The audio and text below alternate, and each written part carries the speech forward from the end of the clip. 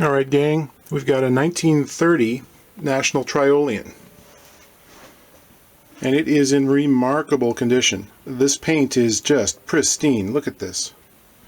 Still has a lot of color left in the what they call the highlighting. There's some splotches of sort of an orangey tone and a greenish color.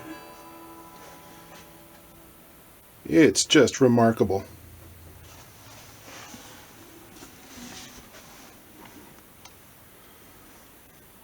A nice back scene there. It's just in great shape. Except for one thing. Apparently the guy who purchased this back in 1930 decided he wanted to play lap style. And what did he do? He went along the fingerboard with something and scratched in the fret numbers all along the treble side of the board. I mean, just look at the condition of this fingerboard. You never see them like this. So, I'm going to try to do my best to patch that in. I probably can't make it disappear, but I want it to look better than it does. Other things we're going to do, we're going to remove this pickup. The owner doesn't really use this guitar electrified. And the action is very low. He wants to play slide. This thing is at about 4/64 and 3. We want to bring that up to around 5 and 4.5-ish. So we're going to have to do some work on the saddle. The break angle is a little bit low, but it plays.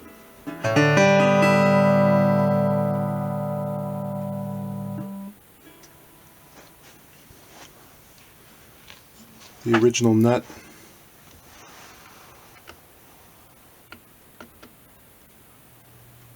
So this should be fun. There is one screw that's been replaced. That guy there is not original. It's got a slot and a Phillips head. So when you remove these things, use the right screwdriver. It's pretty clean. Looks like a new cone. Yeah, definitely new biscuit. We'll see what's under there. Obviously we have to be pretty careful when we pick this up. There can be a pickup that, either attaches to the bottom of the biscuit. So there's usually a wire.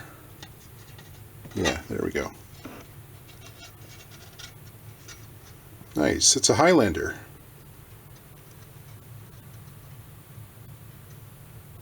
Everything the way it should be. It's more paint loss on the inside than there is on the outside. And it says something there. I don't know if it'll pick up. It says, to remove neck, remove the screw at heel. Sound advice. Don't try it at home.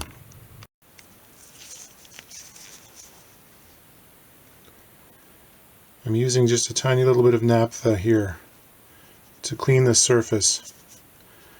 I think my biggest worry with this job is I'm going to be putting color over top of the bare wood here. And if this guitar gets played for any length of time, this old lacquer is going to chip off. And what I don't want to have is my retouching be the thing that gets left. You could end up with an opposite effect. So what I'm going to do is put on a very thin coat of shellac in the bare areas, and then so I can put the paint over top, and it'll be removable. It'll be easily removable. It won't stain the wood. It'll be a film over top of the wood, and hopefully will behave like the rest of the surface.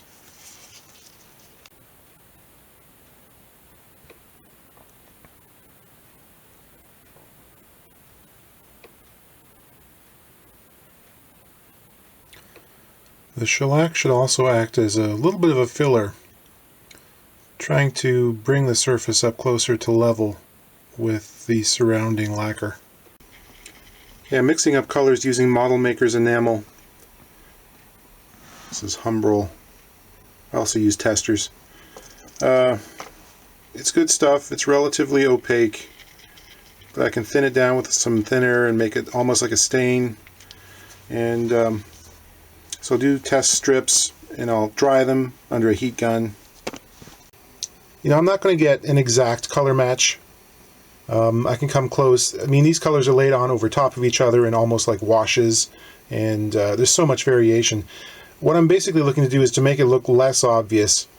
You know, in art restoration, what they do is they shoot for the background color, the overall color, and just sort of fill it in. Your eye will sort of do the blending for you. So I'm going to come close, and I think that's just about right for the red tone. I think the first rule of color repair is protect the areas of the guitar that you're not working on, and also go light. Work up to it if you can.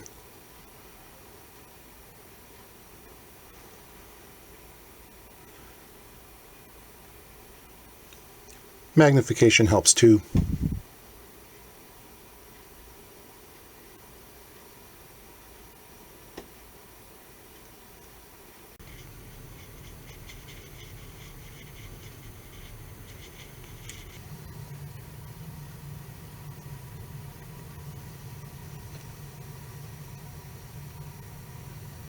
Used a little French polish to seal in the color and bring up the gloss.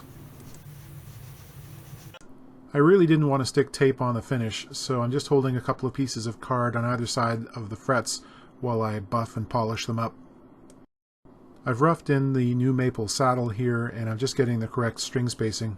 I'll mark the outside ones and then use a fret ruler to fill in the rest.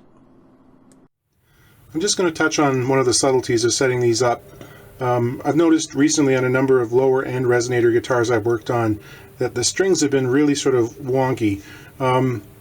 We're shooting for obviously a nice sort of even spacing on both sides of the neck. Have a look at this biscuit and the saddle that's on top of it. You'll see that the strings are actually much closer to the bass side of the biscuit than the treble. It's about even, the low E is about even with the edge of the biscuit, and this one's about 1/8 of an inch in. That happens because the necks on these are oftentimes not perpendicular to the center line of the body. They shift a little bit over time. They're also quite difficult to set. You know, there's a cumulative error that happens on these necks that have a through bar that goes all the way to the tail. So maybe a 1/64 of an inch here can end up shifting the axis of the strings over quite a bit. So if you were to set up one of these saddles by taking the biscuit off the guitar, marking a center line, and then just putting your ideal string spacing on there, cutting your slots and letting it go, put it on the guitar, and you'll find that there isn't enough wiggle room between the well and the cone. In this case, this cone fits very, very snugly in the well of this guitar. I can't shift this bridge back and forth very much. So it's really imperative to do the actual layout with the strings on the guitar so that you know where the spacing is going to be. Obviously then you take the bridge off, take the biscuit off the cone, and then, you know, start cutting your string slots. You don't really want to be doing that while it's on the guitar. You're just asking for trouble. So it's a slow process. You got to go back and forth a number of times until you get the right height. And if you do that, then you'll end up with strings where they should be. I like to start these delicate brass cover plate screws by hand. That cuts down on wear and prevents cross-threading. Okay, we're going to talk about stringing a national headstock here for a second. This headstock is in extremely good shape, and it's rare for guitars of this era. People don't know how to string them properly, and they end up doing damage simply by tuning their guitar. First off, we don't want too much string on the string post. These are extremely narrow slots, obviously. You can't fit a finger down there. Only want 2 wraps around the post. That's all we need for tuning stability and for strength and clearance. When you think about it, you put the string through the hole in the slot. The first wrap goes on the side of that string away from the center line of the headstock. The next one goes towards the midline. So you can see that it comes off the string post closest to this edge of the slot. And what that does is gives you a straight run all the way to the E string nut slot. So that string is free and clear. What happens with people who put on 5 or 6 wraps of string, or they do it the other way around, is that string slot, because of the angled nature of it, means that the takeoff point is on this side. You end up grinding the string against the paint and the wood of the slot on this side, and it will damage it in short order. You know, you'll tune the guitar and you're basically stripping it of paint. So that's what we're doing for these ones. The other two strings, well, the other 4 strings, I'm going to do the opposite. I'm going to put the first wrap of string on the midline side and the next one on the outside, and that will also give me clearance. So I'll show you how I measure that. We need 1.5 inches of string length past the post that we're going to be stringing through. So I'm going through this post. As luck would have it, on these ones I can go to the outside edge of the next post along, and that should be about 1.5 inches. I'm going to cut that off cleanly using wire cutters. Next thing that's really important is we want a good right angle bend in the string end, about 1/4 or maybe just a little bit past that, maybe 5/16 of an inch. You can measure it the first time if you want, and then ever after you'll sort of know how to guesstimate it. So good hard right angle bend. I use a pair of needle nose pliers. You can try to use your thumbs. You're going to end up cutting yourself. So we've got that nice little hook. That goes through the string hole nice and cleanly.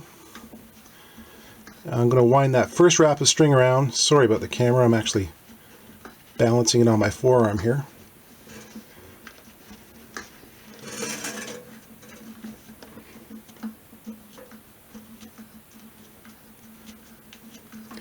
First around the outside of the post, cross over on the other side of that string.